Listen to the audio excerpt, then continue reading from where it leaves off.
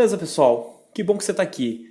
Números primos. O que são números primos? Você deve ter escutado muito disso na sua vida aí durante a escola, ou você ainda escuta muito isso e muitas vezes você não sabe o que é isso. Afinal, quem são os números primos? Números primos são os números naturais que possuem apenas dois divisores. É isso mesmo, dois divisores. E quais são esses divisores? Um divisor é o próprio 1, que divide qualquer número, e o segundo divisor de um número primo é ele mesmo. Ou seja, número primo é um número natural que possui apenas dois divisores, o 1 e ele próprio. Ou seja, nenhum outro número é capaz de dividir o número primo. Tá ok? Temos exemplos de números primos aqui. Vou colocar os primeiros, tá? É o 2, o 3, o 5, o 7, o 11, o 13 e o 17. Tá? Veja que o 1 não é considerado número primo. Por quê? Porque o 1 só possui um divisor natural, que é o 1. Ah, mas é por ele mesmo. Mas a definição de número primo são números naturais que possuem apenas dois divisores. Dois divisores. O 1 possui apenas um divisor. Então a gente não considera o 1 como número primo. Tá? Aí a nossa sequência dos primeiros números primos possui o 2, o 3, o 5, o 7, o 11, o 13 e o 17. Se você assistiu às aulas anteriores, você deve ter visto aí que eu dei uma aula de critérios de divisibilidade. Critérios de divisibilidade, ou seja, são regras simples que nos mostram se um número divide outro ou não, certo? E esses critérios de divisibilidade eram critérios de divisibilidade de 2, por 3, por 5 e por 7. Olha que coincidência, por 2, por 2, por 3, por 5 e por 7. Por 2, por 3, por 5 e por 7. Por que coincidência? Será que foi um mero acaso? Não, não foi. A gente vai precisar saber se um número é divisível por 2, por 3, por 5, por 7 de maneira rápida e fácil lá na frente, ainda nessa aula. Tá? Então, caso você não tenha visto essa aula ainda, né, a anterior a essa, dá uma olhadinha lá, rapidinho, acho que ela tem 7 ou 8 minutos, coisa rápida, e depois volta aqui. Beleza? E uma curiosidade, né? Você percebeu aí os tijolos aí, números primos? Deve ter percebido, porque não é comum, né? Uns tijolos no meio da matemática.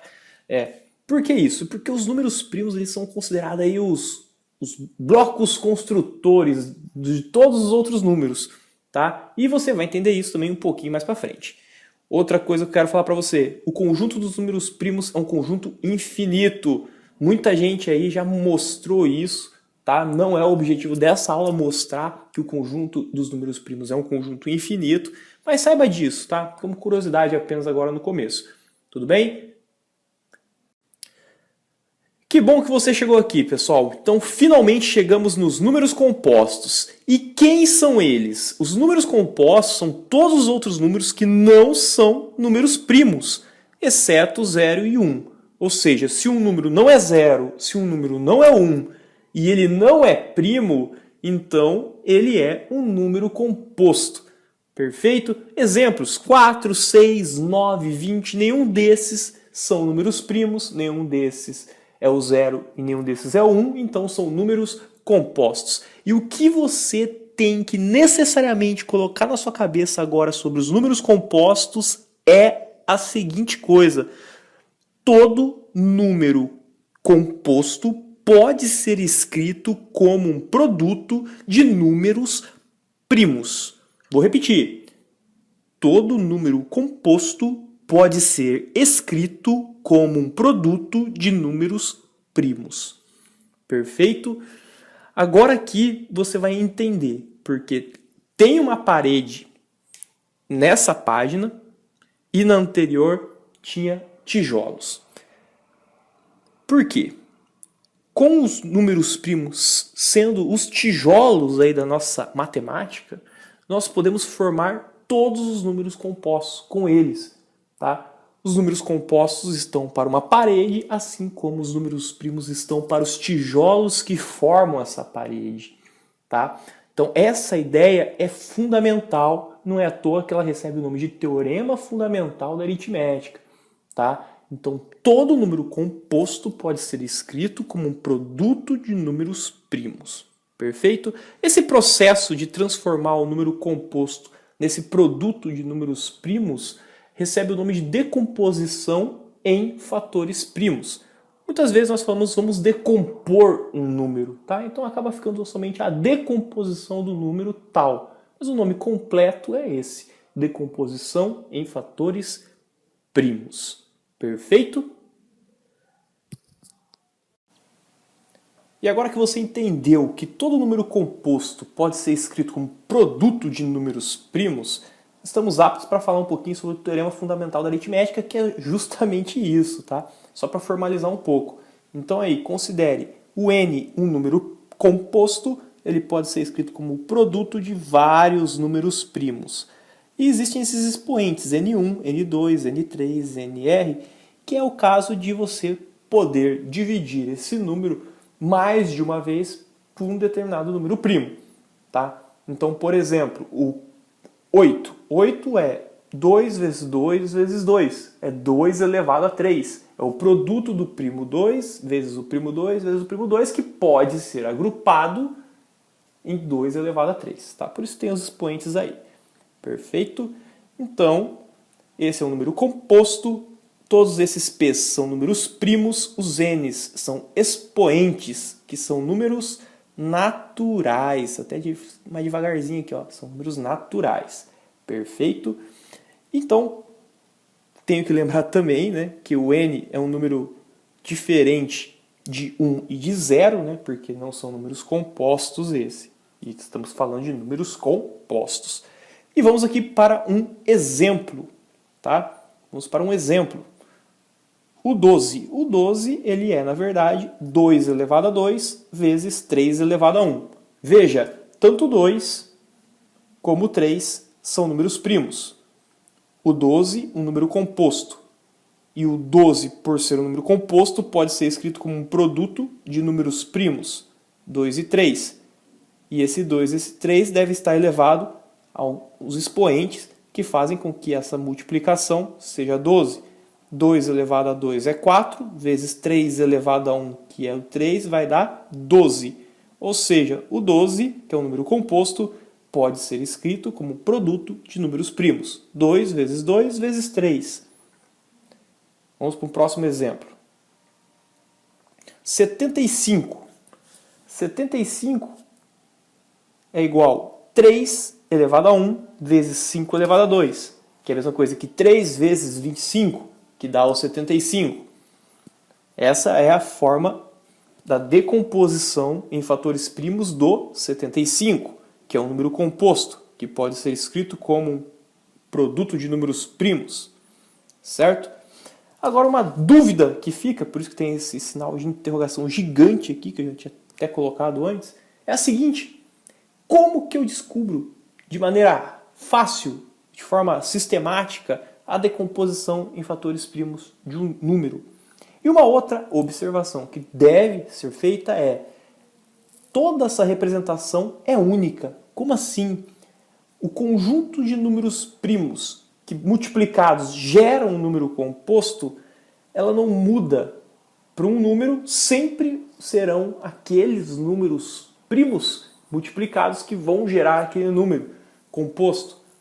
Então, eu tenho que saber agora, o meu desafio, o que eu tenho que saber? A forma de fazer essa decomposição, tá? Que é muito simples, você com certeza já fez muito disso na escola e é o que nós vamos fazer agora.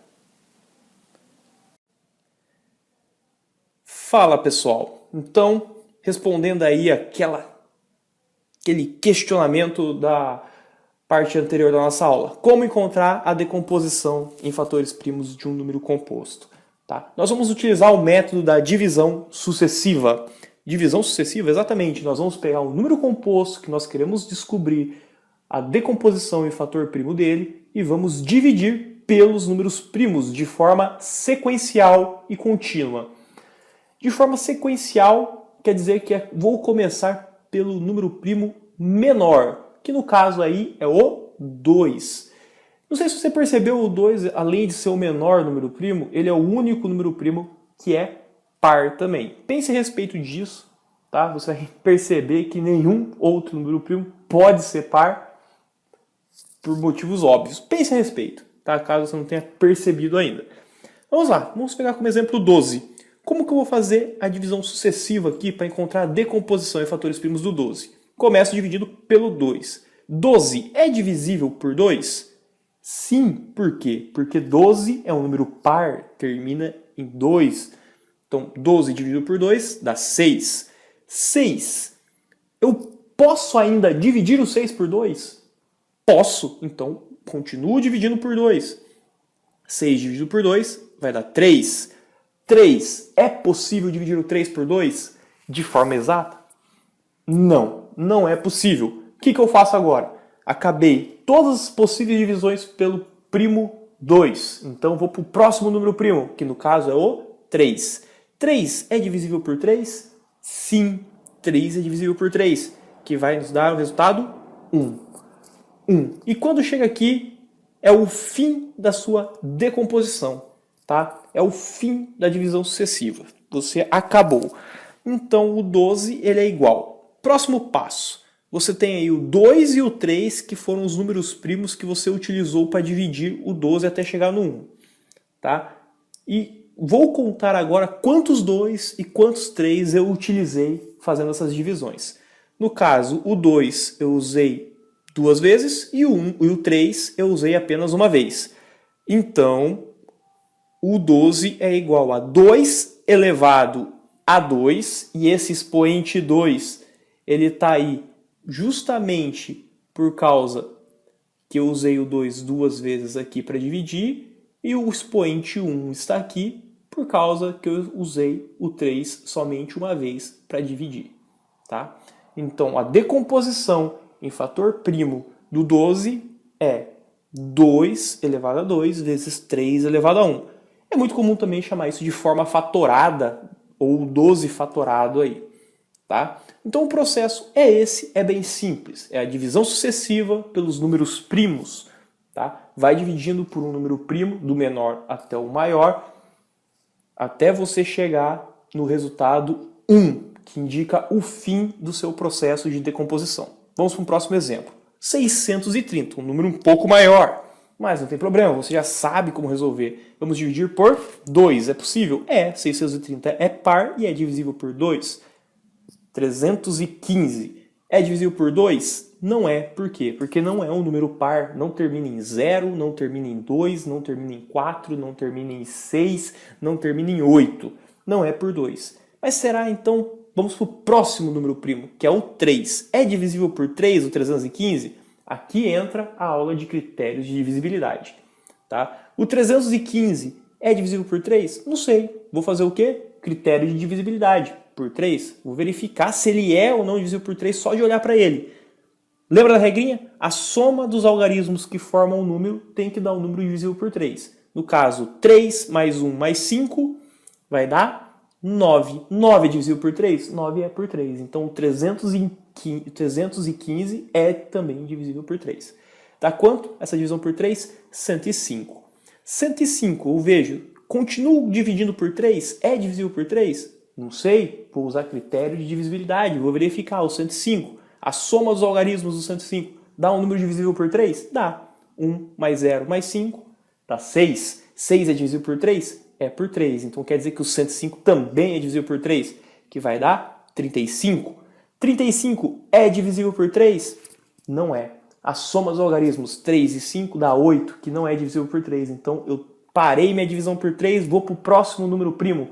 Qual é meu próximo número primo? O 5. 35 é divisível por 5? É. 35 é 35 vezes... 35 é 5 vezes 7. Então 35 dividido por 5 dá 7. 7 é divisível por 5 ainda? Não. O 7 também é um número primo, não é divisível por 5. O próximo número primo, por coincidência, é o próprio 7. Então 7 dividido por 7 vai dar 1. O 1 indica o final da minha decomposição. Conto quantas vezes eu usei cada número primo para dividir. O 2 eu usei apenas uma vez, o 3 eu usei duas vezes, o 5 e o 7 eu usei uma vez cada também. Portanto, o 630 ele é 2 vezes 3 vezes 5 vezes 7, elevado aos expoentes 1, 2, 1 e 1. Então, a decomposição em fatores primos do 630 é 2 elevado a 1 vezes 3 elevado a 2 vezes 5 elevado a 1 vezes 7 elevado a 1. Muito fácil, tenho certeza que você deve ter aprendido, caso não soubesse ainda, o que é a decomposição em fatores primos. Você vai usar muito, então guarde essa aula no coração, amiguinho. Não se esqueça e eu espero aí que você tenha sucesso nos seus estudos. Um grande abraço, até a próxima! Ah, e antes que eu me esqueça, muito obrigado pela aula, tá, pessoal? Gostei demais. Não se esqueça aí de nos seguir nas redes sociais, curta nossa fanpage, se inscreva no canal e siga-nos no Instagram. Um grande abraço, até